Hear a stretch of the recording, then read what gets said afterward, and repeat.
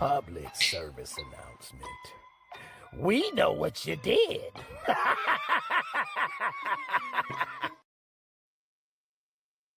Yep, we know what you did.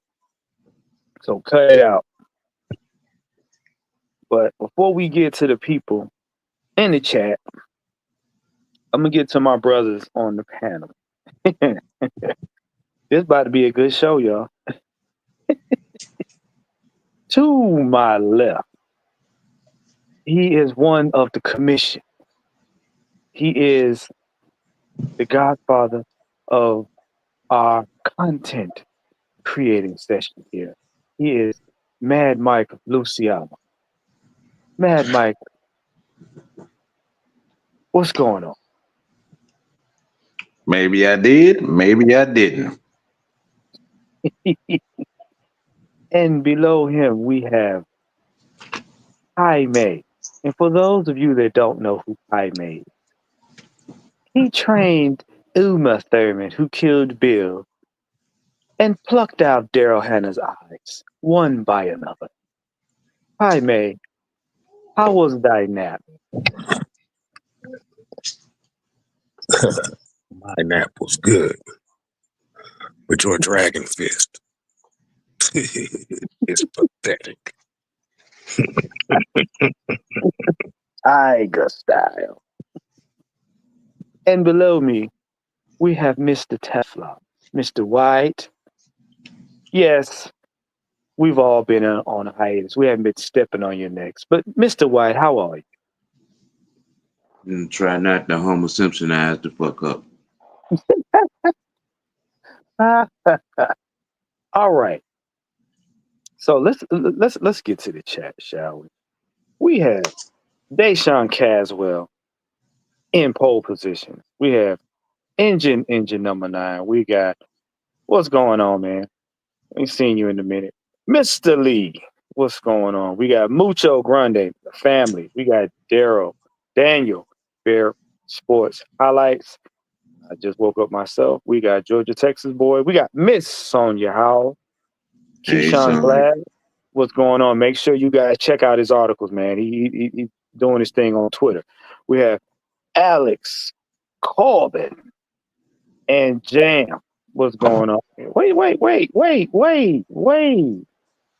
You coming fresh off a Diddy live? What?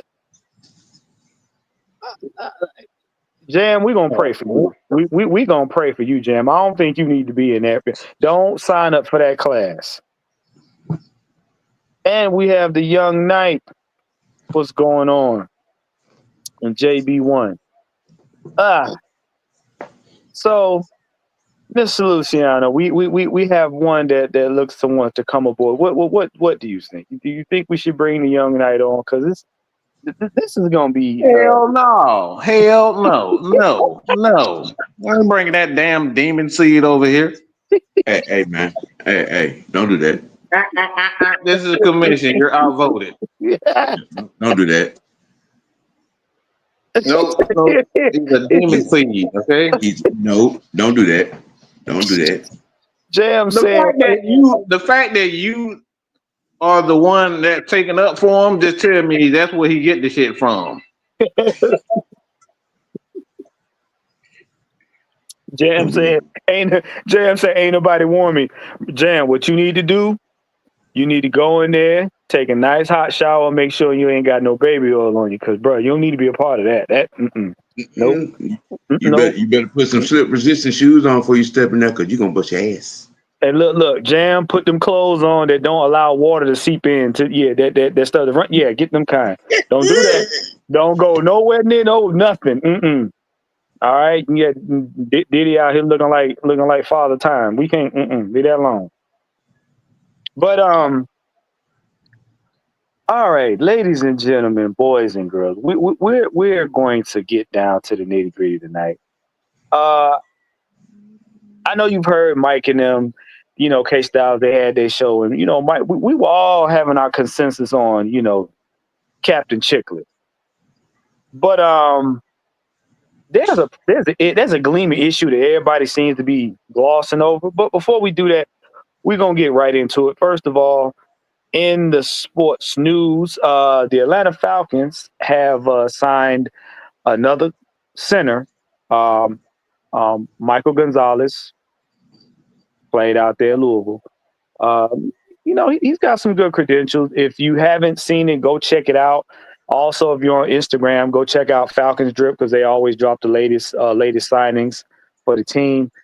Like I said, we'll see what this young man does in training camp and everything. I think he might be like the number 3 center. I don't know. Y'all correct me if I'm wrong because I know we got another center. So, but that's not what's bothering me. That's not what's bothering me. This right here is what's bothering me. Now, y'all seen the picture. Now, I want y'all to look at that real close. And before you say, make sure you're paying attention. Now, I'm going to read it out. Did the NFL just screw the Atlanta Falcons? And the reason why I asked that question is because look at our draft. Look at the bullshit after the draft. Now follow the timeline. I can hear Sam. I can hear the rest. I can hear Mike. And we got the same consensus. Now, before we go into this, I'm going to show you a picture. I'm going to show you a picture by our beloved Tori McElhaney. Okay. Now, I want y'all, I'm going to read this. She said, I don't like ATL 2025 schedule. I think it's an unnecessary, complicated for no reason, and it doesn't do the team any favors in quest to reach the postseason. There, I said it. I write about why also why it doesn't really matter here. Now, with that being said, I'm gonna start it off, and I'm gonna throw the alley-oop to Mike. With that being said, this is the problem. We told y'all that after the draft there was gonna be some bullshit. We said this before the draft even came through because of the number of picks we had, and everybody ranted and raved, and they had a problem about the picks, what we did, what we didn't do. And all of a sudden, here comes the draft, and we show our complete ass with little or nothing. We pissed off other organizations.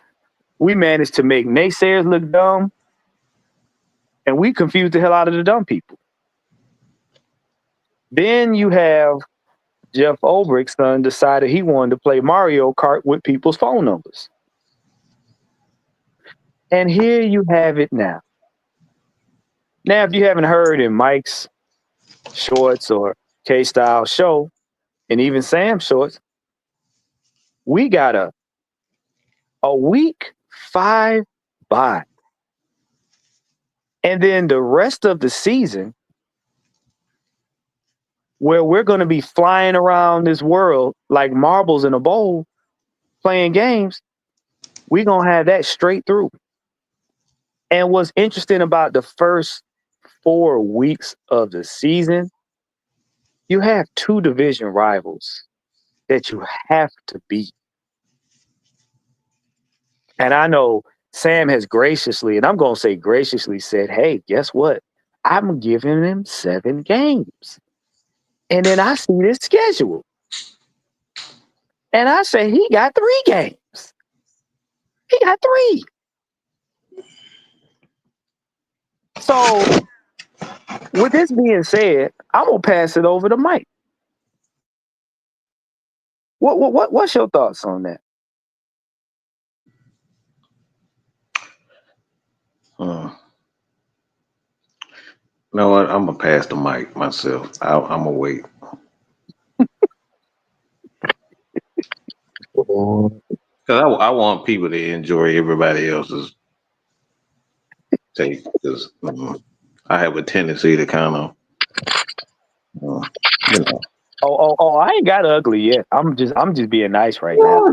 Yeah. I'm gonna pass the mic. I want to share. I want to share today. Mike said he ain't want to be the first jackass on this damn. There you go. God damn it! I think somebody understand me. This is why he's a right hand man. That's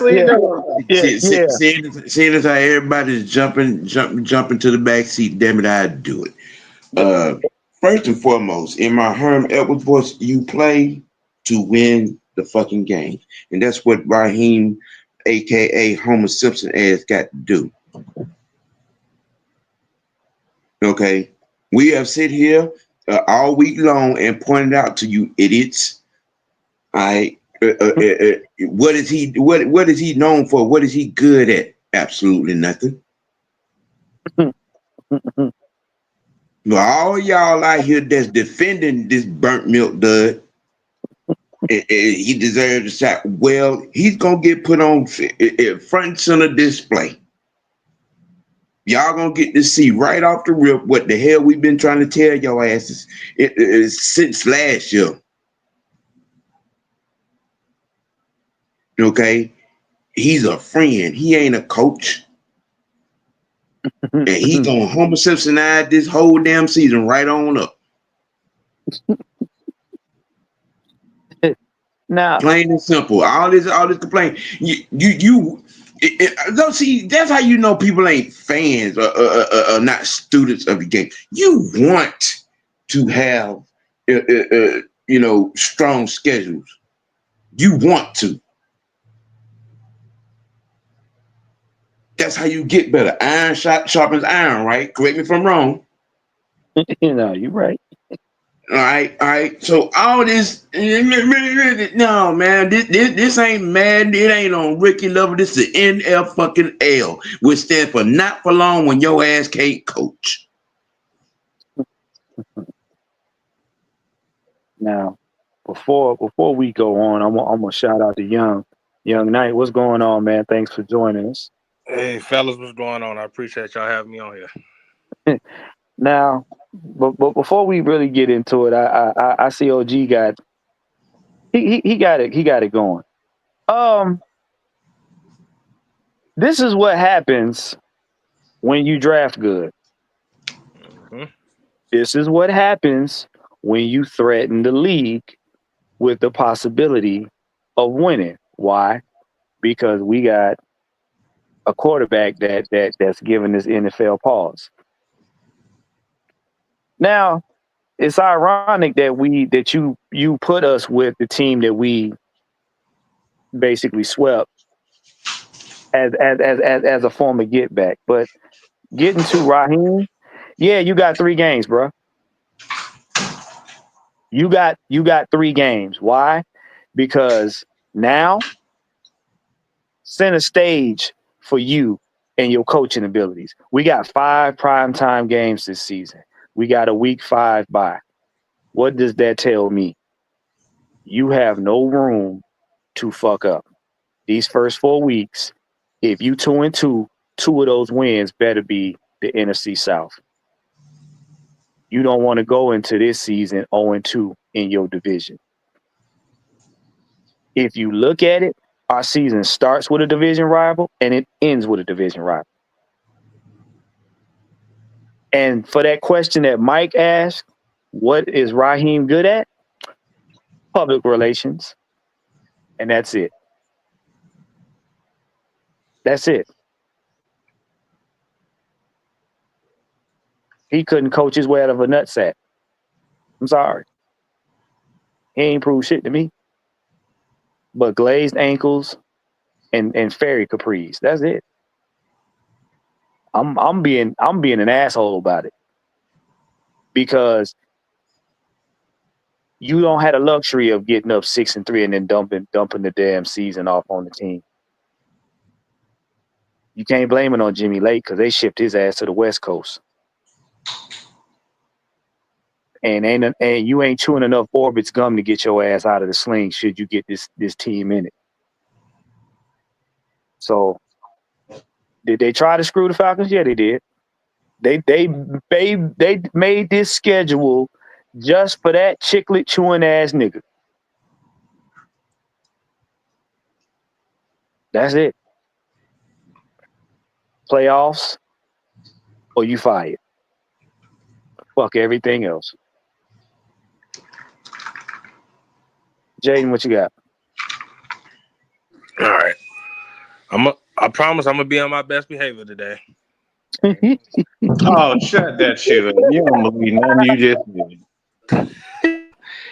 But yeah, I agree, man. He has no more excuses. Either get it done, or the words of Martin said, get to stepping. You know. You know what's funny? 6 man, you want to go? Did the NFL screw the Atlanta Falcons? Mm, mm, mm, mm. What a how thy wonderful question being asked. The better question is, did the NFL screw Raheem Morris? Oh, that's Now, what I mean by that is this schedule right here is going to be a testament of the progression of which the Atlanta Falcons are heading. Now, let's look at the first few matchups. Like I said, you got Tampa, Carolina early. You got Minnesota, Washington. You got Buffalo. Like I said, it sounds like the easiest path there, but you got to go through hell to get to heaven. And his ideology is going to be put to the test. Now, hopefully, like Sam said, he doesn't Homer Simpsonize the season, but to go back to what I just said, this is a crucial year for him. This is a crucial year for the organization in itself. Mm-hmm. Starting off slow is not going to be acceptable. Because if it is, all hell gonna break loose. Yep. That's all I gotta say on that. Oh, Kev, you said something without saying it. And I hope this alley oop is the mic. You said something without saying it. This schedule right here says, is your defense ready? Look at the games. Look at the first 4 games we play. And look at these same teams at the end of last season. Is your defense ready? Alley-oop.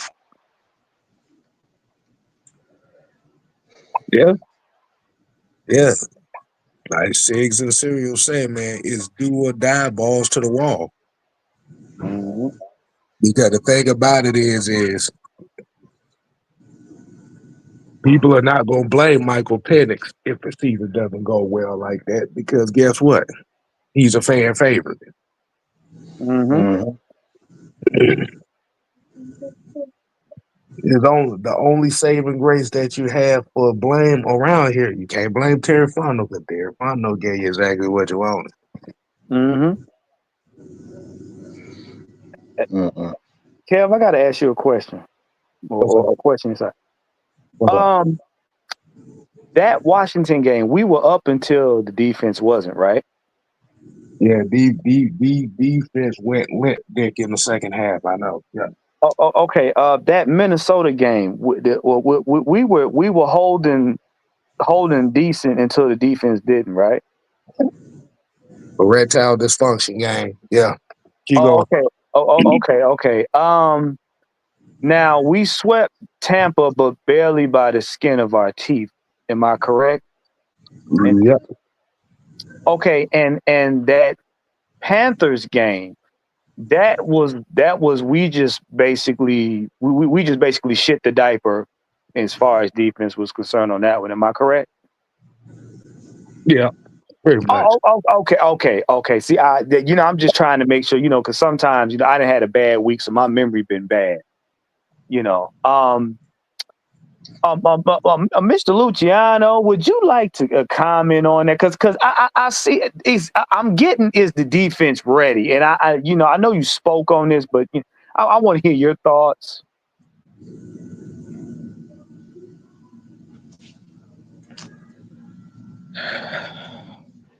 First of all, Texas boy, shut that shit up. Okay, if you believe that this shit was made prior to the draft, you a fucking fool. Okay, don't let this NFL fool you. These motherfuckers can change the schedule when and where they can. Okay, that's why it's called a scheduled release. Okay, scheduled release. They don't tell us when it was made. They come up with the bullshit after the draft. Because if it was a scheduled release, this would have been done before. I'm talking about as soon as the season ended, we should have had that schedule. So if you believe that bullshit that it was made prior to the draft, you a fucking fool. Ain't no way in hell. Because guess what? Guys were still being traded. The guy was still being signed, and players were still negotiating to get with other teams. So don't be fooled by this nonsense. The I know you're a goddamn fool. You ain't got to tell me. I know you're a damn fool. Believe that shit. the NFL announces the seasonal opponents right around March. Anyway. Like what are you talking about? So we already know who we are facing prior to the schedule come out after. So we already know, but way before the draft, who those opponents are going to be. Mm-hmm. This is why we call this little phrase that we use around here, stupid motherfuckers. It's because that right there was a stupid motherfucker moment for you. We already knew who the opponents were, right? Yeah, right. No, we did. We already knew that. So why do we have to wait? If we already know who the opponents are, why the hell we got to wait to after the draft to figure it out? To figure out who it is. Yeah, no. You see what I'm saying? All I want people is just to slow down before they type and actually think about the things. But to answer your question, great sir, if the Falcons are screwed, is this defense going to be worth a damn? Was it worth shit when we last saw it? Not a drop. Look, once you hit the pussy one good time, okay, and you nut in it, all right, look, you got to clean it out. You got to make sure, she got to make sure she douche, and you got to wipe yourself up. For some of the people that's actually clean, you got to wipe yourself off all that. All that, everything sloppy, everything wet, you wet. Y'all got to take a shower. You got to take a bath. You got to put the cologne on, okay? We were fucked at the end of this season, and we saw it. I'm talking about raw dog. That defense was completely raw dogged. Raw dog. So who in the hell thinks right now that this defense is going to be worth a damn? That Raheem Morris is going to make? We were raw dog. We didn't finish the damn season well defensively. We got absolutely raw dogged. Okay, bent all the way over. Don't pretend like I'm the only one that's sitting up here saying, "Yay, guys, we got Jerry Walker. We're gonna get it done." Stop it. You're hoping that this guy is Jesus, okay? You're hoping that he's Neo. Okay? You're hoping that he's Goku. You're hoping that he's goddamn Bugs Bunny, okay? You're hoping that he's the Animaniacs. You're hoping that he's all the good people. You're hoping that he's Jackie Chan. You're hoping that he's goddamn Chris Tucker. You're hoping that he's Rocky. You hoping. You know damn well what you got with this man. So don't sit up here and pretend like this defense is gonna be any different until I see it, until this guy shows me something. Look, I don't know if the motherfucker can pinch a bitch hard. Because guess what? When we getting our ass handed to us, especially in that Denver game, all I saw was a motherfucker looking up at the sky like he looking for spaceships or something. I'm starting to see starships on vacation. I knew you was gonna do it. I knew you was gonna do it. If they build it, they will come. So, like, look, John said, I was hoping for Pinky in the Brain. We hoping for all it. We hoping. I'm hoping that Raheem gets it. I'm hoping that he shows me something. But don't sit up here and try to tell me that I'm the only one that's looking at Raheem and saying, God, I hope this nigga get it together. Because y'all are too. We're just the people here bold enough to say, you full of shit. And you know you full of shit as Falcons fans. Because we weren't saying that shit when Arthur Blank hired Arthur Smith. We were saying the same shit when we hired Arthur Smith. God damn it, I don't know nothing about this motherfucker. I hope he is. Y'all know y'all will. Look, and I'm gonna say it, Southside. I ain't scared of the schedule. I'm scared of Raheem because the schedule is what it is. This is what they did. The part where we got bent over, they just turned the person that was doing the raw dog, and they just turned their ass to us and say, "Here, this is who you got to face at the beginning of the season." Basically, they took the end of the season and put it on the front of our season. They just bent the person. They just switched the person around. Hold on. Let me respond to this.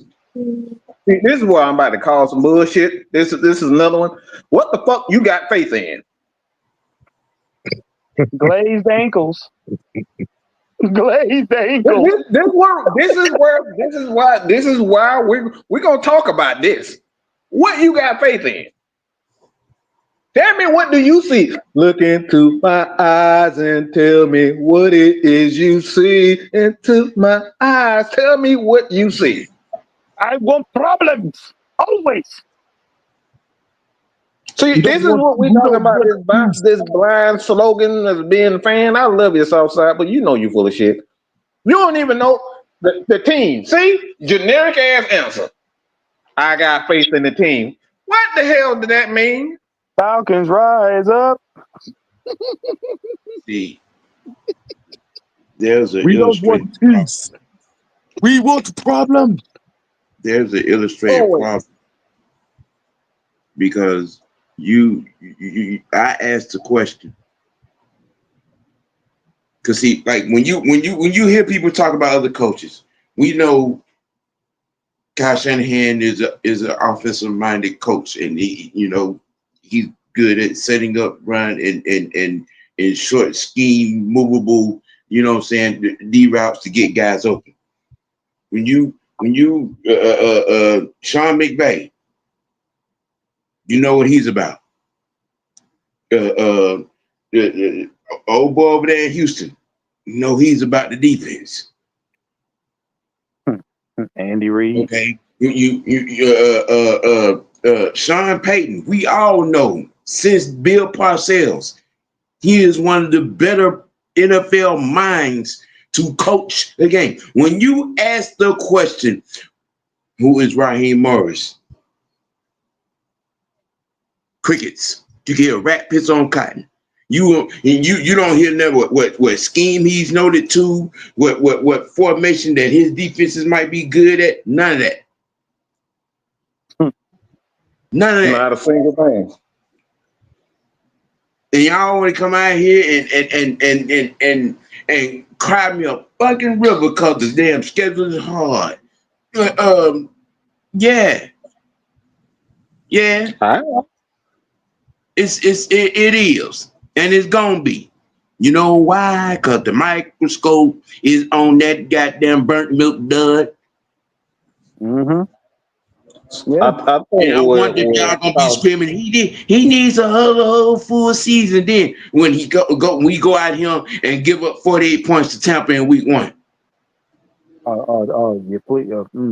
I think well, look, I believe me, I get what you're saying, Southside, and a lot of people that saying as fans, we want to continue to stand by our team, but look, faith that ain't what we got.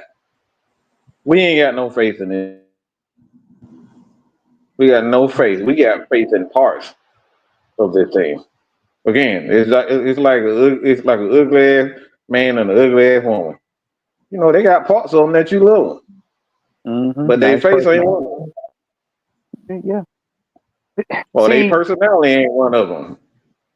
See, It's parts of see, the thing is, faith is good, but in order to have faith, you got to have results.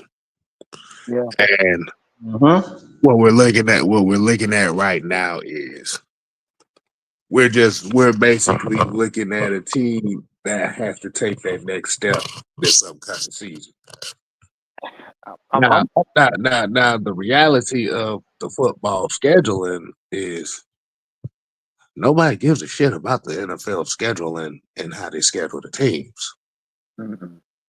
At this point in time, it's time for deliverance to be delivered. Jesus gave us something to look for. They say, Jesus, you a fake prophet. Guess what he went out and did? He said, oh, okay, all right, I'm gonna show y'all. Right. Moses did the same thing. What Moses do? He said, Moses, you full of shit. You can't look. I dare you bring this snake back, but I dare you turn this snake into this staff into a snake. We say, oh really? You think you the only one? All right, let me show y'all, motherfuckers. So I said, look, you said you gonna split the Red Sea. Moses said, all right, bitch, watch. Think about He went out and did it. So yeah. faith, you got to be able to be able to show people to have faith. You got to show something to be able to have faith. We've been shown nothing. Well, here's the thing. First of all, yeah, I don't have faith in this right now because of the simple fact. Also, you must care about those who you're leading. You can't piss off a whole season. You can't piss off a season and then act like it didn't happen. Like how I got faith in you? That first of all, you willingly let this team go down the drain when you had to leave. You willingly let it happen because you wanted to prove that you was the smartest turd in the room. And then now, just because you got some new toys, guess what? Let me tell you something. A person that can't drive a car, giving them a new car doesn't make them a better driver. So getting me new toys that's going to play on the field doesn't mean it's going to equate to wins. This schedule is about Raheem Morris. That's what it's about. It ain't about it. And to be honest, I want my players to want to win more than their head coach. That's what I want. I want to see him and Jeff Ulbrich get into a fight on the sideline. That's what I want. That lets me know somebody on that team wants to win. I don't give a shit about no press conference. I don't give a shit about none of these cliches. I don't give a shit about none of these after the game wins when you in the room talking shit. I want to see Jeff Ulbrich uppercut your ass on the sideline because you did something stupid. I want them play. I want Penix to be like, "Fuck you, we doing this play." Because Yes. you ain't about to cause us to lose because you sitting over there rubbing Pine Sol and Vaseline on your ankles, talking about, "Ooh, this about to be a good game. They about to really like me." So let me ask the question. Let me ask the question to everybody. Hey, Jay, let me ask you a question. Your night. What's up? When was the last year the Atlanta Falcons made the playoffs? Since my junior year in high school.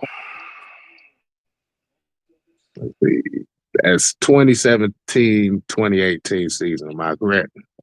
Yeah. Yeah. Okay. Yep. Let's see. About 8 years ago. Yep. It's about 8 years ago because my little girl was born the year of the Super Bowl. Yeah, because I graduated. So yeah. I graduated in 19. Yeah, so you ain't that far behind. I know how long it is because me and my daughter sat there and watched the debacle ourselves. He was a newborn. You talking about one of the ready to crash out and choke the hell out of somebody? Yes. I couldn't crash out. I had to sit there in silence because she was asleep. Yeah, I'm not a silent person. I had a newborn in my lap. She was asleep. I just had to just suck it up like this is some bull. Yep. Mm. Yeah, the last time the Atlanta Falcons made the playoffs was 2 years before my daughter was born. Mm. And I think right now at the point of where a lot of the mindset of the fans down here, hope is not going to cut it. Nope. Dreams is not going to cut it. Mm-mm. Deliverance and action is what everybody's going to judge this team off of, and what's going to judge these coaches off of. Because if I already scapegoated, get me like out of here. So that was your first. That was his own. That's the get out of jail free card. You got 2 of them this past off season. Jimmy Lake, Kirk Cup.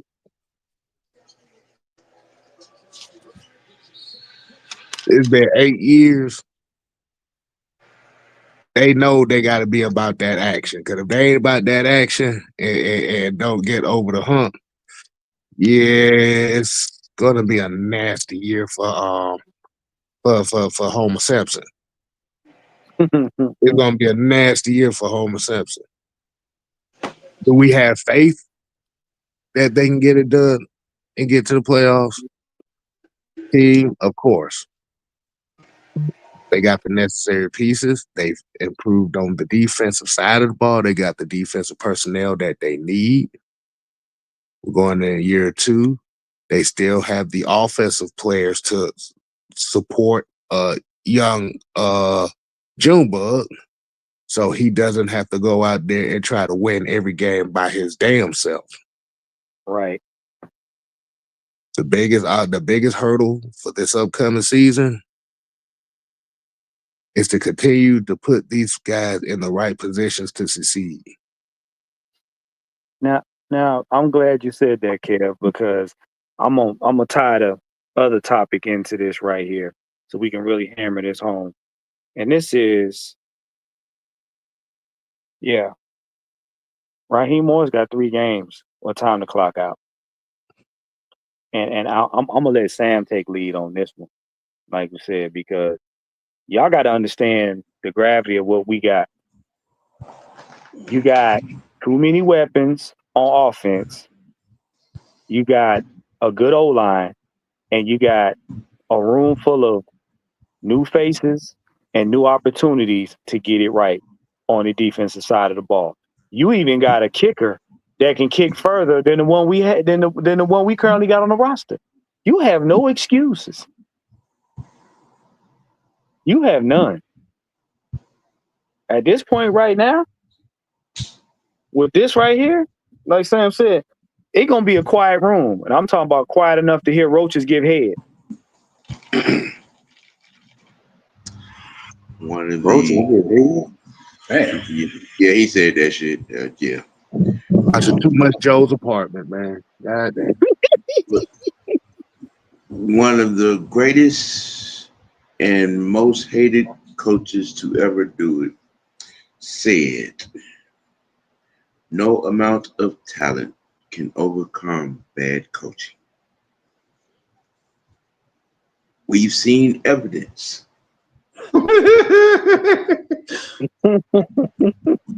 We've seen evidence. 2-7 in the second half of the season, to me, showed you exactly who and what Raheem Morris is. Plain and simple. Everybody's all up in arms about this schedule. Well, there are a bunch of things that cannot and should not happen this season because you have the necessary personnel.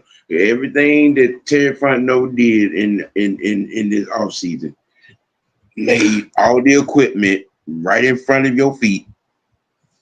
But you just come out here and what did you say all the time?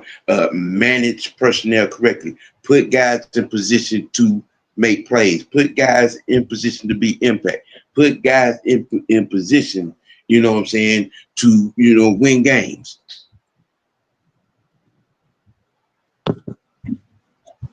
Can he manage his team? Can he manage situation? Can he manage timeouts? Can he not have a 300-pound defensive lineman out in damn pass coverage? Goddamn the Damon Harris man coverage with Justin Jefferson. What the fuck was that shit? He was Ricky Jerry in the middle of the field breaking down like he a goddamn defensive back. He fucking Ricky Jerry coming off of ACL tear. Did you? Can y'all imagine how bad it looked? Judon looked like he was chasing an ice cream truck. Come on now. And the thing about it is I have no issue with zone coverages and zone blitzes and stuff like that. But you can't run zone blitz if your guys ain't getting home in the first place. So who's going to fear that? There's no fear when you can't get to the court. What the fuck good is it? What the heck is what good is a zone blitz if you can't blitz? Think about that. Yeah. Right. Mm-hmm. Think about that for a second. But see, Mike, it's kind of sad when the other team know you gonna blitz and you blitz and the team bottlenecks your blitz. That's the sad part. It's like I see it coming, I know you're gonna do it, bottleneck that. That's that. Yeah. And the problem is zone blitzing while you have guys 10, 15 yards off the receivers. You're not even jamming the wide receivers at the line to even help the zone blitz. You know how disrespectful our non-blitzing was? We were blitzing and they were playing keep away with the football. Just listen to what I said. We were blitzing them and they were playing keep away with the football. Motherfuckers, they didn't even know we was blitzing. That's all I'm saying. They didn't even know we was blitzing because they were standing out there for 10 damn seconds. Oh, y'all blitzing? Oh, damn. Oh, my bad. You know the ball over there, right? You know we just gave the ball to a wide receiver. Richie has said, Obrin said his pass rushers will not be in coverage. That's why I want to see the fight, bro. I want to see that fight. Look, Old Brick is who my faith is in right now because I've actually seen him. I know what he's good at. That's where my faith lies. Mike, King Richie and Mike, I'm proud of y'all because you basically about to make my statement that much more true. Olbrich was out there with these guys, damn near about to get run over by them to make sure they was doing their stuff. Olbrich is so focused on making sure his linebackers are on point, he damn near got run over by him. Again, you look at Jalen Walker, and he's over there assaulting a dummy. He damn near flipped the dummy backwards, and then he comes off the dummy and chases down Jeff Ulbrich. I'm like, Jeff, you better get your ass out the way, because this big boy run you over. Where Raheem at? On the sideline, chewing Orbit's gum. Got his legs kicked up, and they just rubbing that Vaseline in them ankles. But that's none of my business. See, the thing is, I think with Jeff Ulbrich already started off on the bad foot with the son thing. And I think his mindset coming in this year is I'm not going to be scapegoated into. Yeah, I am not going to be scapegoated out my job. My job is already half-ass on the line because my goofy ass son. Look, I'm gonna be honest with you. This may be the first time you see a DC slap a head coach on the sideline. I'm for it. I'm for it. You're right. He ain't gonna tell Jeff Aubrey to do something. Man, we're not fucking doing that. Ding, ding, ding, ding, ding, ding, ding, ding. We got a $1.99 super chat from BP. What up, Brian Peoples? Appreciate it. He said, "What up, fellas? What's going on, man? Thank you. Appreciate you." What's happening? Jeff came in here, and if y'all did not go back and look at his interview, he said the stuff that we learned. He said the stuff that I learned my years in New York. I'm a different man, and I'm telling y'all, when you work with a coworker and the coworker get fired and they rehire him, the coworker ain't the same when he left. And he said it out of his mouth. I want y'all to see me and Raheem on the sideline arguing. I want you to see us arguing and fussing. Why? Because I want you to know I am that passionate about making sure this team wins. So in other words, if Raheem has still got them glazed ankles and chewing that gum on the sideline, I'm gonna be cussing his ass out because, hey, bro, you ain't about to make me look bad. Hey, Juan, get that comment right there for Chris. Yeah. Okay, Chris. Yeah, Christy Lewis, she said, I don't think he's going to be able to get away with the mistakes he made last year. The way the admins drafted Penix, Krieg, and the next head coach may also be on the sidelines. It's like, Now, Christy. Now, Christy, you know better than to be having all that common sense. You know these people can't handle that. I mean, I love it. I love it. Yeah. Hey, look, here you go. There's another one here. CK22 over trying to get that Falcons head coaching job. Oh yeah. He trying to get that. That's your ass, Mr. Postman. Now there's a show coming out, and I want all y'all to watch it. I sent it to Mike. Nicolas Cage is portraying Madden. He's portraying Madden. They're doing a movie about John Madden and the Raiders. I'm telling you, yeah, you might want to go look at that because you'll understand what we're talking about now. Because that man right there was a genius at coaching. he was a genius at coaching. Sam, correct me if I'm wrong, Sam. Correct me if I'm wrong. He was. And like you said, Sam is better equipped to let everybody know how John Madden was as a coach. Yeah. To be able to coach them lunatics and convicts that was on that team and to win the Super Bowl. Yeah. That counts. You know, a lot happened with these Atlanta Falcons defense on last season. Most notably, there were 4 tight ends that had season and career highs against us.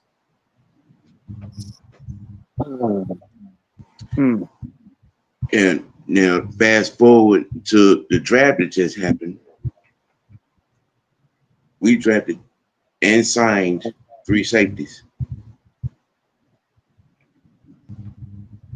There are just some things that should not happen. I'm gonna say it again. That should not happen this year. A 6-year-old cannot fuck this up, but watch Homer Simpson fuck it up.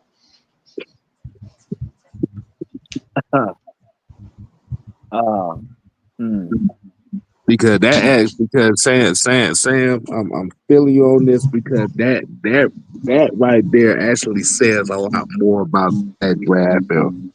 and where the pressure points is as far as the expectations is. Mm-hmm. That's it. 2 safety in one draft. So you already know the middle. You already know the middle of your defense is the weakest point. And I'm glad you said that because what can you do with safeties? You can bring safeties up to act like linebackers.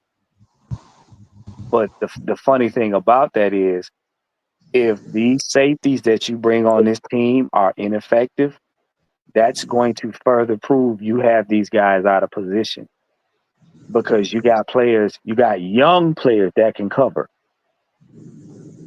So if you got Jesse Bates and them out there not being able to roam, not being able to pick off because they trying to cover other men because your scheme is ass backwards.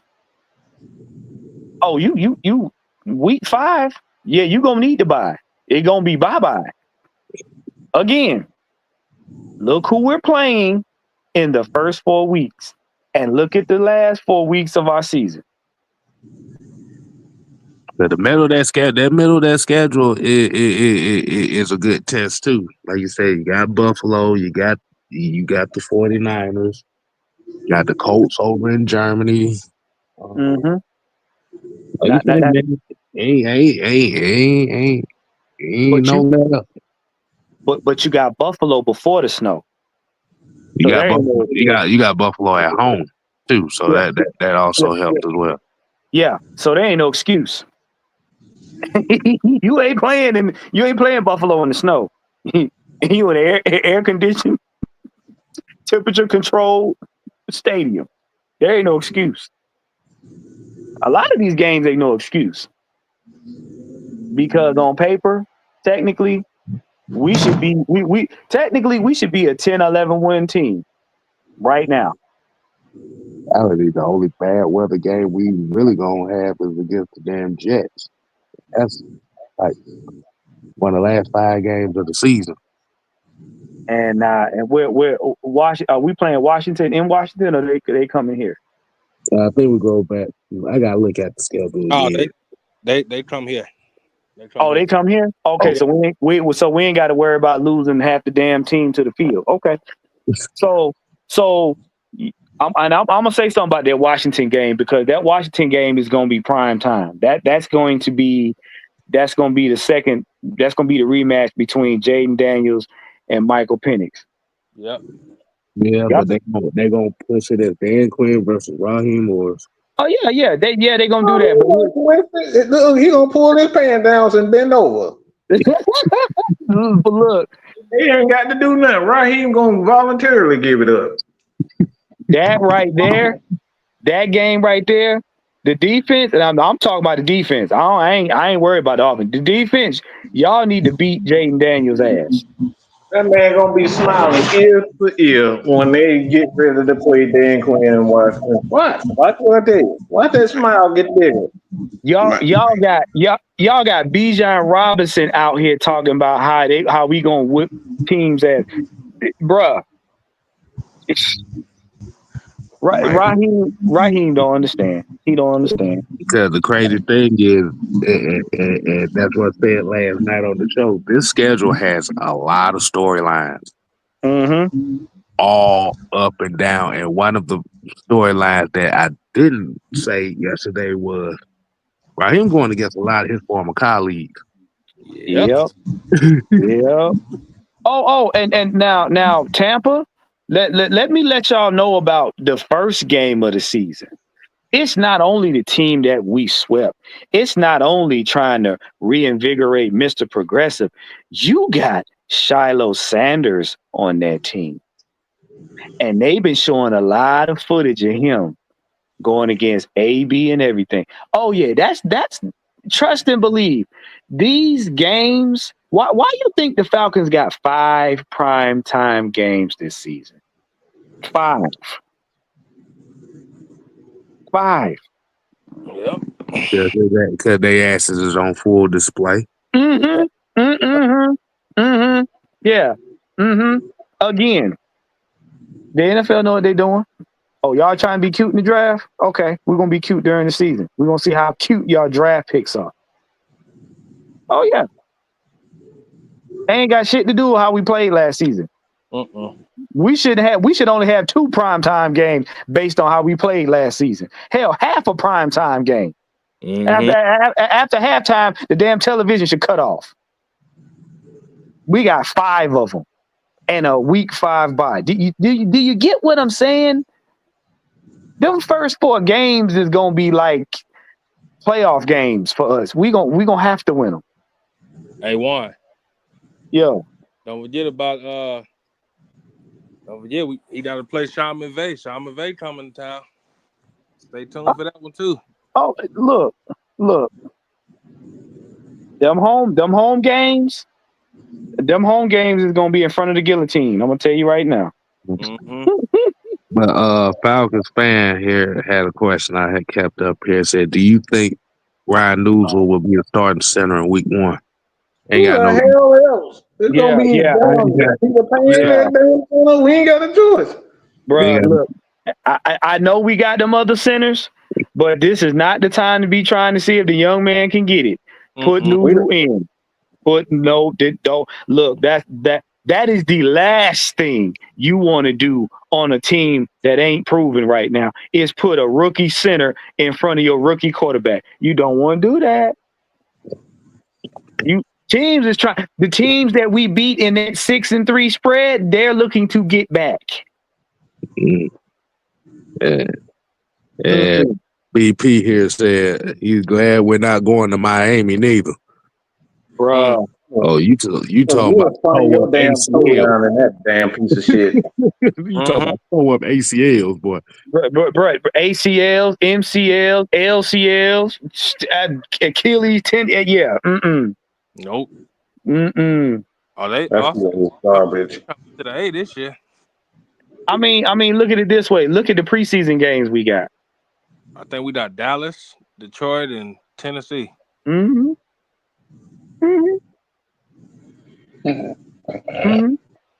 boy. This season that we having right here. This is butt naked with no clothes on. Yep. But booty butt naked. That's gonna be our season. Cause booty butt cheeks. I'm talking about cheeks.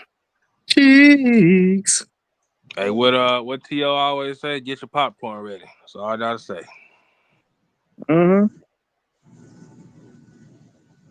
So just you heard it here first. We not coming with all this. Yeah, the Falcons looking good. Yeah, we didn't say they're looking bad. We just know.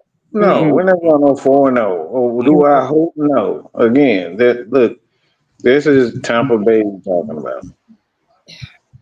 Okay. Those are quality teams. I would love to go 4-0, but that's not realistic, y'all. Okay. We know Raheem is not gonna stay the hell out the way. Okay, but see, the thing is, because there's a misconception again with us that we don't want it to happen. Right. The thing is that we don't do hope. Okay, I don't do hope when it comes down to this guy because he's given us nothing to hope about. We haven't had one dominant defensive game last season. We won a lot of games because we got turnovers at the right time. Yep. But here's the problem. Let's just say I'm gonna do devil's advocate and go down y'all rabbit hole. Let's just say we do 4-0. This season is damned if you do and damned if you don't. Because if you go 4-0 and you 2-0 in your division by week 5, now what you have created is an expectation that we're gonna win every damn game. So those next does that really even matter? No. Just hear me out. You know why I'm going with this. I don't want to go down there. I don't want to go down there. I know you don't want the Robitussin. I know. But I want them to understand what they asking. We go 4-0. You do realize now that the rest of these games, because think about it, they spread out the NFC South games now. So we ain't knocking down each division rival one after the other for the first 5 to 7 weeks. Boy, put me out of my damn misery. You trying to damn prolong my death, okay? Just stab me already, okay? Basically, if we start winning and come out 4-0, we got to keep that shit. And Oh. everybody know it's not going to happen. No. Everybody know that's not going to happen. Warren up his damn and Richard Kuklinski and shit. He want to torture me and then choke me and smile in my face and then choke me again. That's what you trying to do, Warren. Let me say it like this. 4-0, highly unlikely. That's why 2-2 is the realistic expectation for that. Mm-hmm. See, in order for this season, in order for the first half of the season to go well, by the time you play San Fran, you want to be at least 500. Mm-hmm. Right. And that means 2 of your division. If you want the season to start out good, if we 2-2, 2 of those wins need to be division rivals. Mm-hmm. But here's the thing about it. If it don't happen, I just got one question for you, Warren. What's that? What's a coffin with a scratch ceiling? Ooh. Yeah.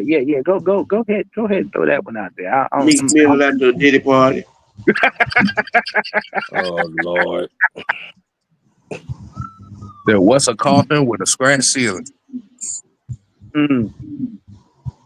I don't know. Go ahead. Because with the expectation being high, and you're slowly falling below that expectation, that dirt is piling up in that coffin, and you're scratching for survival. Mm-hmm. And you don't want to be at the end of the season touching your toes. Man, look, it was the same thing last year, okay? That's what I'm saying. It was a coffin with a scratch ceiling. Scratching and surviving.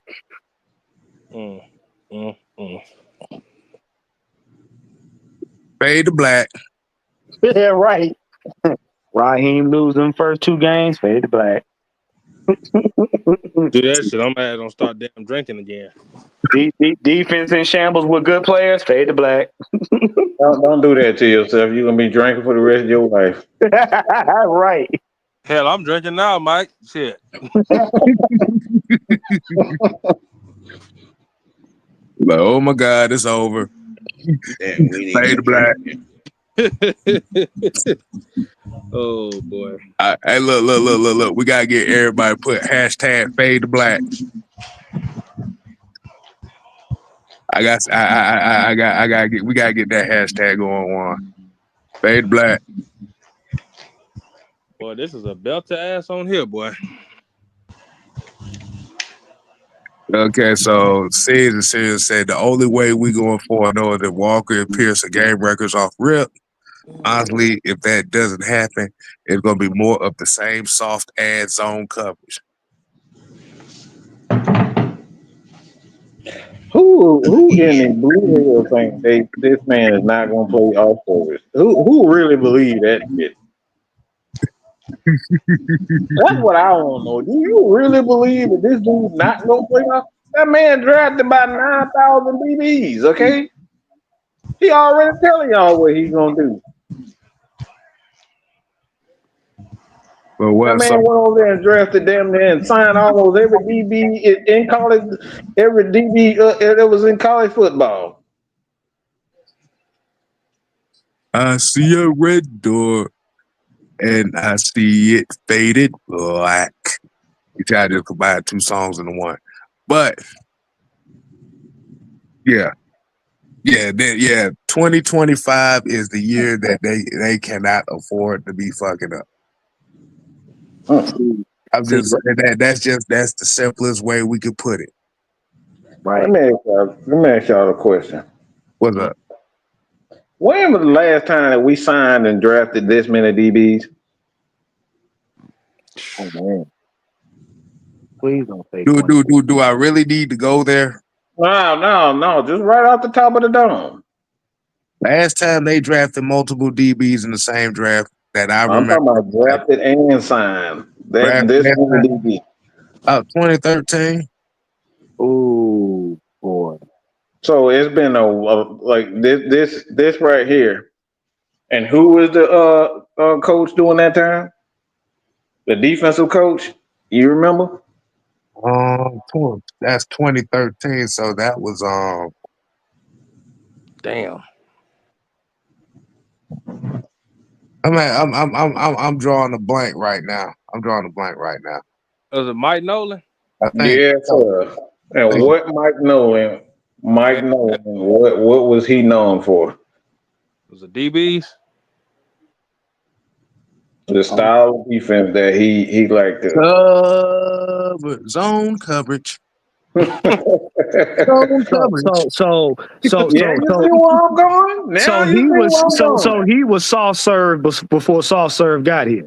He was running those three defensive linemen, big defensive linemen, and a bunch of defensive backs. He's not fooling me, y'all. He was running He's that. not fooling me. You heard what Jeff Overy said. 3 down nickel. Wait. Pretty much a 3-3-5. That was kind of his thing. 3-3-5. This is what Raheem is trying to run. He's trying to run a 3-3-5 in the NFL.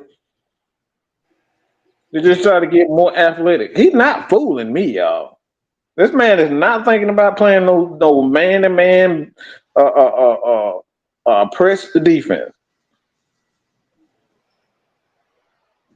If you just take time and really think about what's going on, you will see what his plan is. And I surely hope he gets it right. I really hope it is.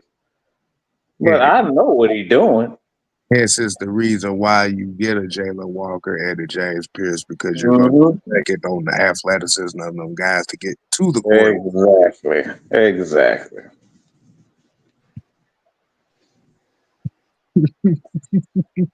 That's Mike Nolan. I know I depressed a whole lot of motherfuckers with that shit. You depressed me. You just made me laugh. Wait. So you mean to tell me we about to sit up here and see the second coming of the super freak defense? Gonna be a whole lot of twerking and there's gonna be a whole lot of twerking and no tackling. And I just thought about it before Dan Quick got here. I think every year we drafted at least a DB every year. Yep. Mm-hmm. Yes, we did. Two for offer. There we. Oh boy. Yeah, because remember, if you go down that list and line of DBs that came in here, you have to think about Keanu Neal. Look. Let's start right around 2006, 2007. You had to think. Chris Crocker. What was the other one that came from the Jets? The good one that ended up sorry as fuck. Who? Oh, that good thing. I think about it later. It'll come to me. You think about who they drafted. You bring in a Chevis Jackson.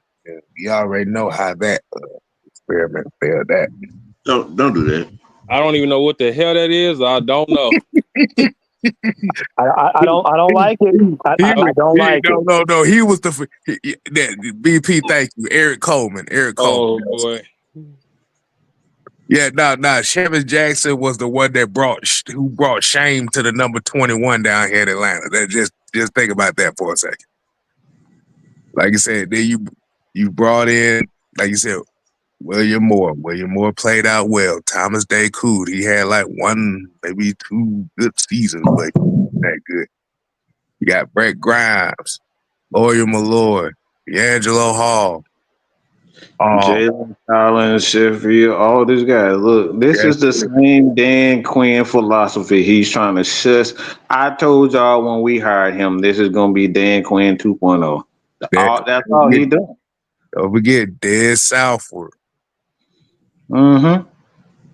Like you said, it said Jalen Collins. Oh Lord, yeah, Chris Owens. Good Googling movement. Like you said, Brett Grant. Like you said, we've had a lot of DBs come through here. Mm-hmm.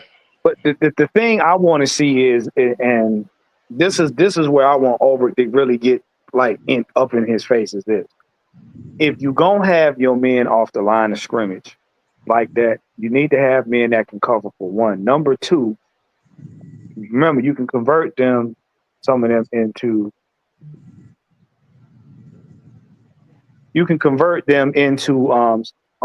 linebackers. So the thing is, if you use the men right, a lot of times you ain't got to worry about that. That's true. That's the thing I want to see, because we're worried about personnel.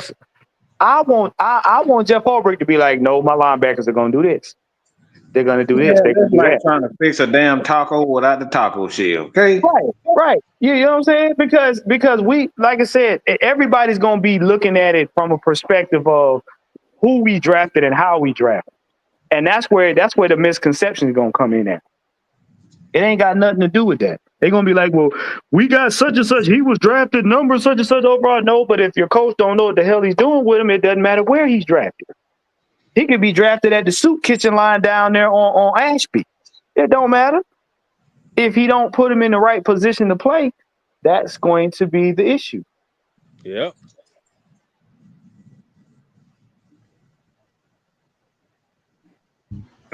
Man. What you got, Sam? What you about to say? If Jimmy cracked corn and he didn't care, why'd he do it? I don't know, Pinky. I don't know. Man, CK22 said, boy, that was a lot of ass brought in. Yeah, I think we have literally brought in at least 2 defensive backs to this team every year for damn near the last 20 years. But that was all. It was all Dan Quinn. Look, going from Dan Quinn. Look, that's 14 years. Mm-hmm. Yep. We didn't even really invest in our linebackers like we did under Dan Quinn era. He said he got Deion Jones and that Deion Jones and Foyer say, good Google. Yeah, I knew the Celtics were gonna get They got Deion Jones said, man, we don't care no more. and they got lucky with Foyer because Foyer was originally supposed to be a safety. Yep.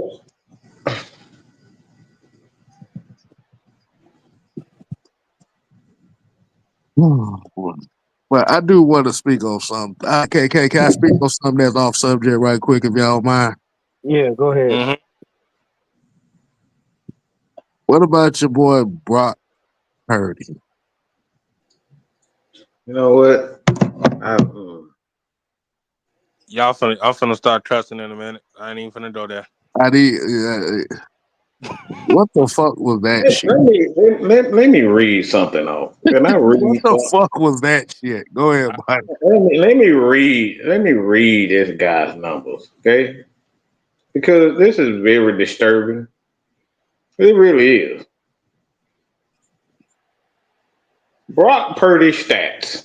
Okay? Let me just read something. 13 touchdowns, 4 interceptions, 4280 passing yards, 31 and 11. And then you had last year in 38, 64, 20 and 12. Does that seem like a guy that you need to be paying $50 million? Hell no. You're talking about over $50 million for a guy. You look at his awards. How many awards? The guy, this dude. Look, just look at this. Hmm. This is his accomplishment in the NFL as far as his awards. A Pro Bowl and the NFL passing rating league. That's it. What the That's hell are all. these motherfuckers saying, man? That's all. Let me say that again. Pro Bowl 1 year and the NFL passer rating leader. Who the fuck cares? Well, like that's his accomplishments. Well, you giving $50 million for that. $50 million? $50 million for this. That sounds like disappointment to me. Yep. You got Christian McCaffrey. You got Trent Williams, one of the best offensive line, especially in the running game. You got Kyle Shanahan, who's arguably one of the better pass play callers in the NFL. You got one of the best tight ends in the game in Kittle. You got one of the better younger wide receivers pre-injury in IU. You got a young stud that they really believe in Jennings, Juwan Jennings. And the backup, they had Mason before. He ended up leaving. This guy had all of this. And you give him $50 million. He can't even stay healthy for a whole season. That motherfucker that motherfucker will sprain a toe looking at you. That's hard to do. This dude cannot stay healthy, and you fuck around and listen.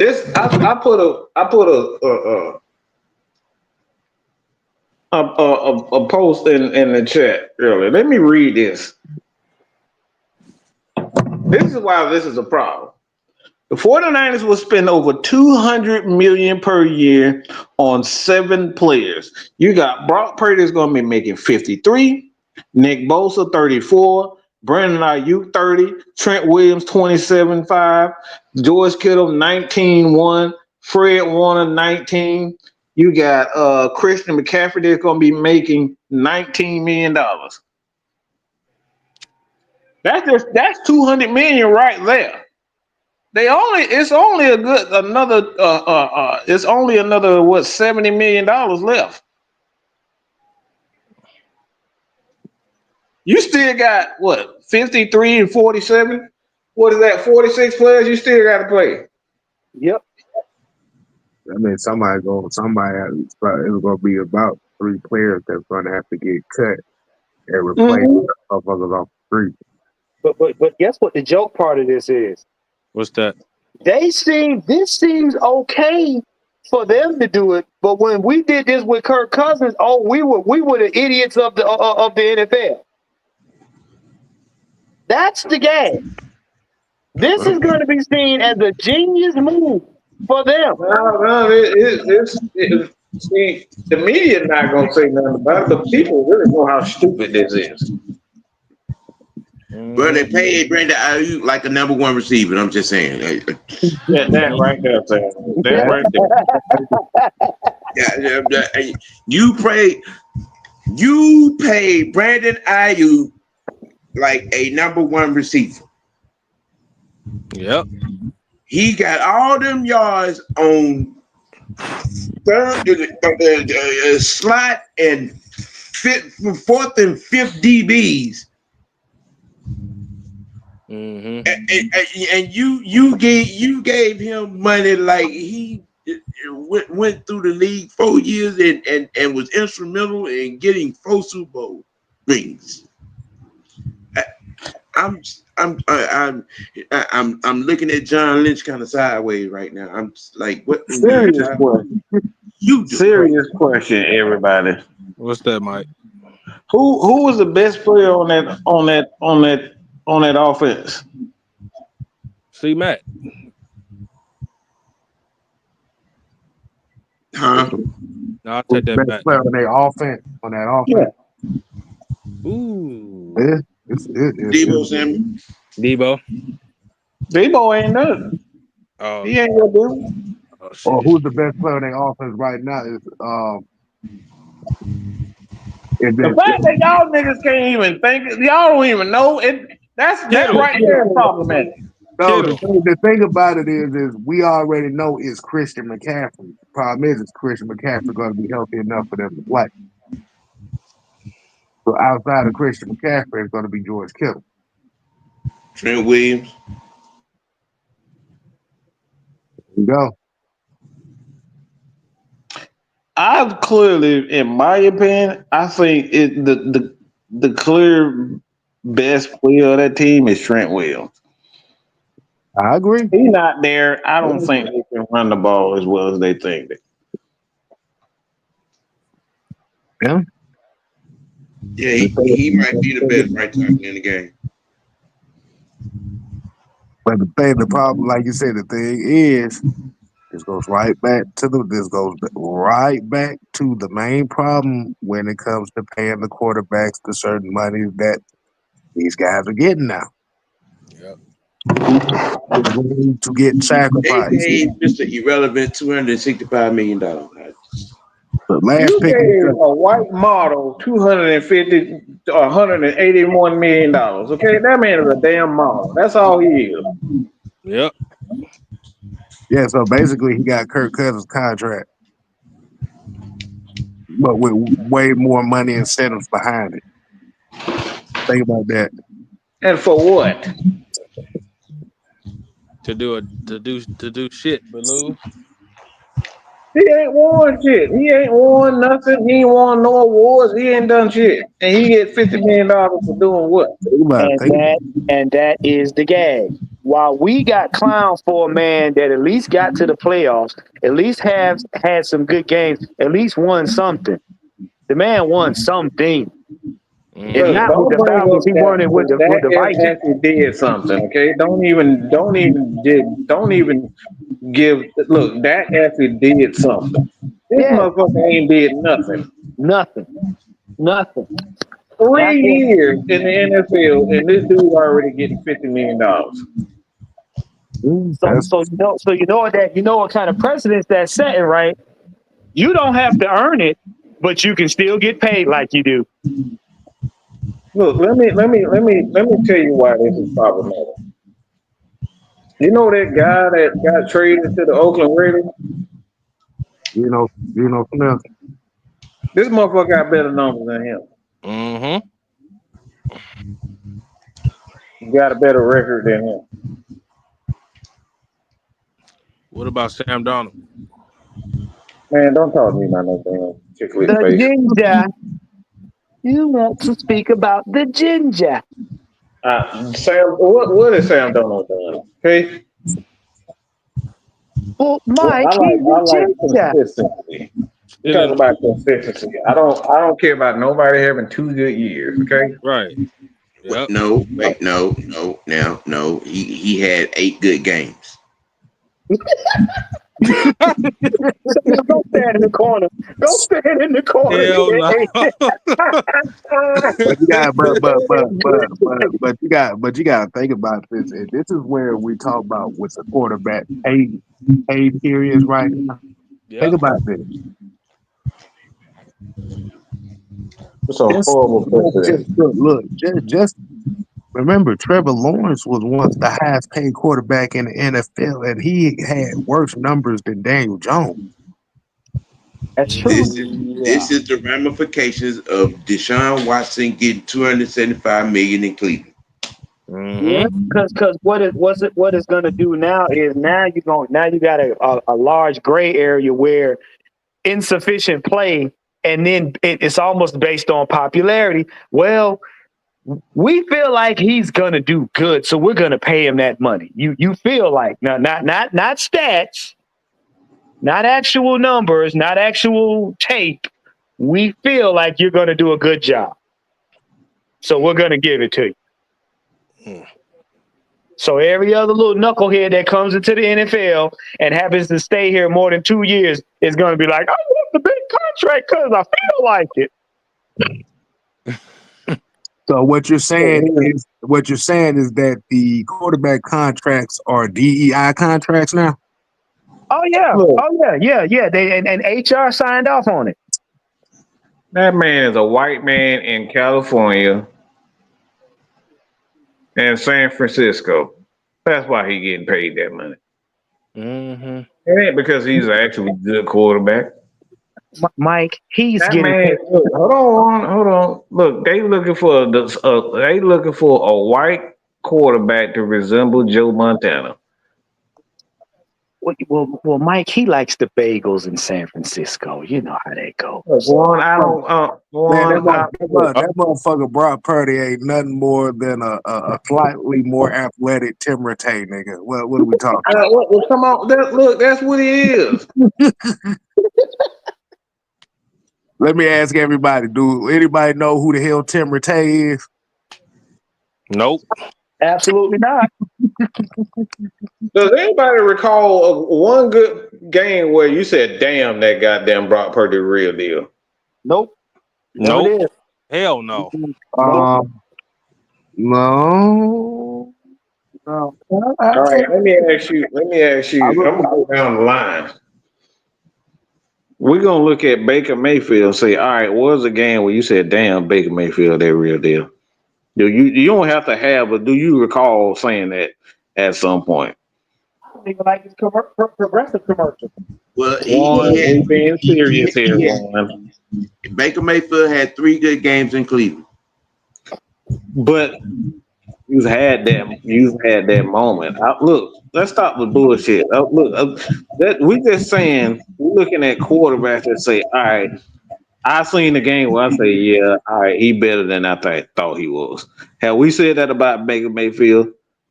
Not at all. Mm-mm. All right, y'all full of I'm not answering that question. Listen. I'm not You answering didn't that hear what I said. Y'all thinking with y'all fucking feelings, and you didn't hear what I said. I said, were there any game with Baker Mayfield say, damn, he's better than I thought he was? I said I no. didn't say the motherfucker a Pro Bowler. I said, damn, he's better than I thought he was. Talk about one game. You talk about one game. That's one game when you said, all right, yeah, he better than I thought he was. He had 3 good games in Cleveland. That's it. Okay, so the answer is yes. Sam has That's said all that. I'm saying. I'm not saying, look, take the nigga to Pro Bowl and let's pay him $250 million. That's not what I'm saying. I have never seen a game where I said, yeah, Brock Purdy the real deal because he did it without this receiver, that weapon, and this offensive line. I've never seen one game where I said, yeah, Brock Purdy ain't got no weapons because soon he didn't have any weapons. We just saw it the previous year. Well, everybody on the damn offense got hurt. Debo got hurt. CMC, they were down to Mason. And he was the only person that was Trent Williams was hurt. That nigga couldn't do nothing. He was throwing 13 for 30 in games. Yeah, you talking about that game against Cincinnati. I think it was last year with the game against Cincinnati. Where he threw those 3 ass backwards turnovers. Yes. 3 ass backwards picks. Yeah, I remember that I game. have never seen a game where I said, yeah, Brock Purdy the real deal because this dude is balling right now without his weapons. I've seen Matt Ryan. Hell, I can say I seen goddamn Michael Vick without weapons play better than this shit as a quarterback. Mm-hmm. I have never seen a game where I said Brock Purdy is the real deal without weapons. Never. I mean, shit, if you really want to look at it, hell, Desmond Ritter did better than him in some of the situations. That's the point, Warren. That's the point. And we giving these guys that haven't had that standout game without weapons because let's be honest. How do we know the true essence of a quarterback if he got every weapon available to him? Right. Including the play caller. They're compensating for his inefficiencies.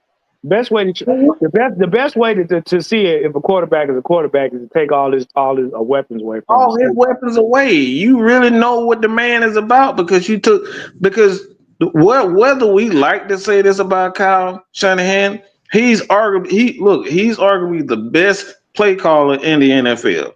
and I said arguably, he's one of those guys. He's on par with an Andy Reid. He's on par with a lot of guys up front. The Kubiaks of the world. He's on par with those guys. Yeah, his motherfucking ass want to get cocky and Man, when you want to get cocky and shit, you know what I'm saying? But we have never seen Brock Purdy without him. And you want to give him $50 million? Well, So that's all I'm saying. I'm not asking y'all to say y'all like certain players or praise, but I've seen a game where I say, all right, this guy's better than I thought he was. Shit, I said that about that damn loser ass quarterback in Baltimore last year. The motherfucker, he was better than I thought he was.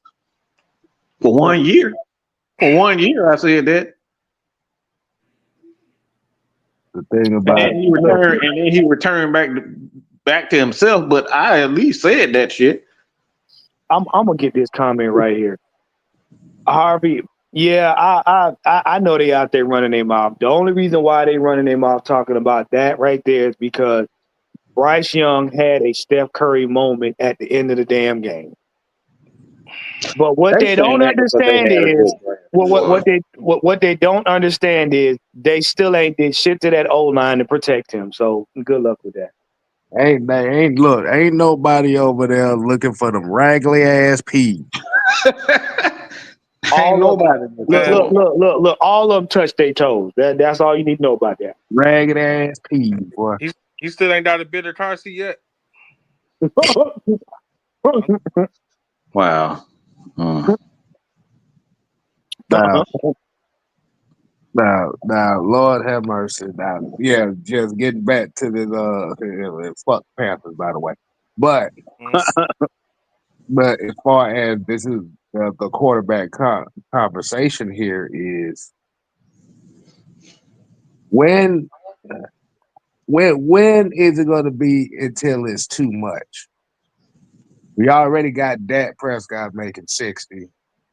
That point. You already got Trevor Lawrence making about 57. You got Justin Herbert right around that mark. There's like literally everybody is right around that 50 to 60 mark. Either one or two things. Either they stop raising the salary cap every year, or like Mike said, start putting the cap on these quarterbacks, paying these quarterbacks. Because you know what? I just thought about something. You know who Bryce Young remind me of? Who? Remember them Burger King Kids Club cartoons? No. Oh wow, you're ruining my childhood. You are ruining my childhood. I need to go watch wrestling. I need to go watch wrestling, y'all. I'm K look Town like over a here Kids ruining my Club childhood. mascot. You hell, man. You hell. Listen, man. but yeah, what's gonna happen is you're gonna have teams now where they're gonna have paid their quarterback so much money that the draft that literally they're not gonna be able to pay their draft class. And they're gonna have to dump players. You're gonna have that one team where, like Mike said, it's gonna get to a point where the money that they have paid the quarterback is gonna be so outrageous that you literally gonna draft players and you're gonna have to give your draft class away because you're not gonna be able to pay them. And that's when that cap will hit. The biggest issue, and like you said, and also another issue that comes into it is because a lot of these franchises don't really have patience like that as far as building that, factory of players to come in and out to where, okay, I don't have to overspend for players and I can just plug and play and not lose any production. A lot of teams ain't doing that right now. Popularity over production will kill your team every time. We have seen it more times than not, and fans have asked for the Falcons to do it more times than not, and it has blown up in our face every time we did it. Fucking Brock Purdy. So what you're saying is that this fan base wants to be entertained and not win games. Well, what it is, they think that being popular is going to get you a Super Bowl ring, and it's not. Mm-hmm. Don't forget crying and complaining too. There is not one team in the NFL since the inception that getting popular players all on your team made your team a Super Bowl winning team. I haven't seen it happen yet. Or cry and bitch and moan about players on your team, neither. And I haven't seen that yet. They didn't pass out Lombardis because you would allow the bitching person in the room. Right. How many times you heard, "Hey, we don't win the Super Bowl. I ain't gonna be a fan of this team no more." Man, I done heard that shit so much that and it's about 83 people in here watching. I guarantee you at least 30 of them that's watching this stream right now done said this shit about 4 or 5 times. It's like an airplane. It's like the airplane doors with the military. When you get ready to do the paratroopers, push your ass out the door. See, we ain't gonna miss you. Push you right out the door. It's just gonna get to a point where these quarterbacks gonna be so damn expensive. Every team gonna be. Every team is gonna be the replacements out here. Yeah. What'll happen is these quarterbacks will get so expensive that you're gonna have teams that's gonna have to opt out of the draft. You ain't gonna be able to get no players. If you pay your quarterback this amount of money, just know we ain't gonna be in the draft this year. I just want to see who gonna be the first. I want to see who gonna be the first $70 million quarterback. That's why that's what I'm saying. Waiting on. Listen, if I'm an owner and I pay you $70 million, I'll be on the field with a shotgun, and you better win every game, and you better get to the Super Bowl. And even if I gotta shoot one of the players to make sure you win the Super Bowl, you gonna win. Yeah, I'm gonna be out there with a squirrely rifle. I ain't playing. I'm gonna be Elmer J. Fudd. I'm gonna be Elmer J. Fudd with that rifle in the middle of the game. All right. Harvey has said you're gonna have to put quarterbacks on layaway. Right. Oh man. I ain't got nothing else, man. This shit funny. Look, man. I thank you guys for tuning in, man. Make sure you like, share, subscribe to Mr. Tactician 78. You know what I'm saying? Mad Mike Sports, Mr. White. You know what I'm saying? 6-Man K. Live. Listen. Fuck Jay. Hey. Yeah. Mm-hmm. Brian, people talking about some wabbit season.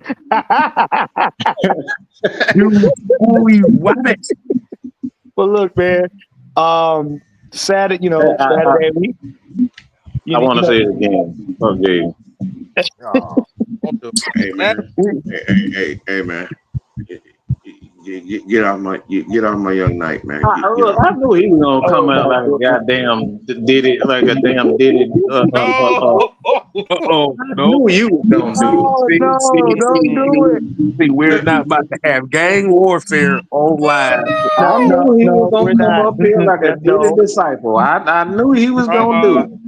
No, we not doing that. There shall be no baby oil talk on this show. No. Well, you better tell Meek Mill to shut up then. You know what? Hey, look, wait a minute. You know what? We're going to go ahead and end this show. Y'all check out Coach on Saturday and Regulators on Sunday. I am not getting look, I am not coming. Look, FCC is not coming to visit because of y'all don't even tell it. We would not.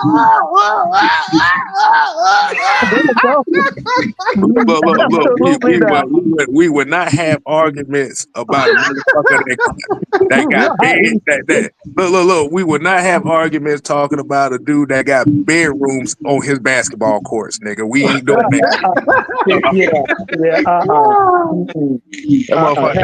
That motherfucker got a personal basketball court that has 4 beds in the gym. What you gonna do with a man in the back?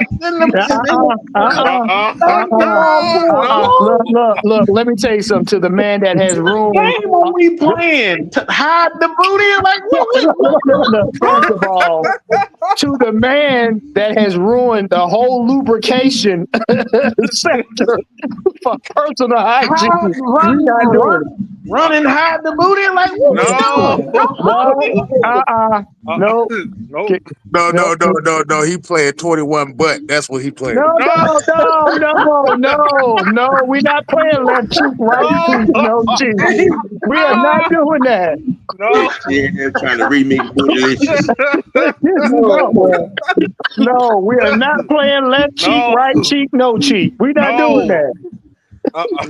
You know, it's time to go. It's time to go, man. Everybody on this panel need a nap.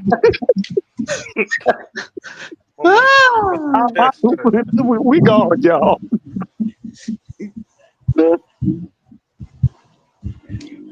Oh man.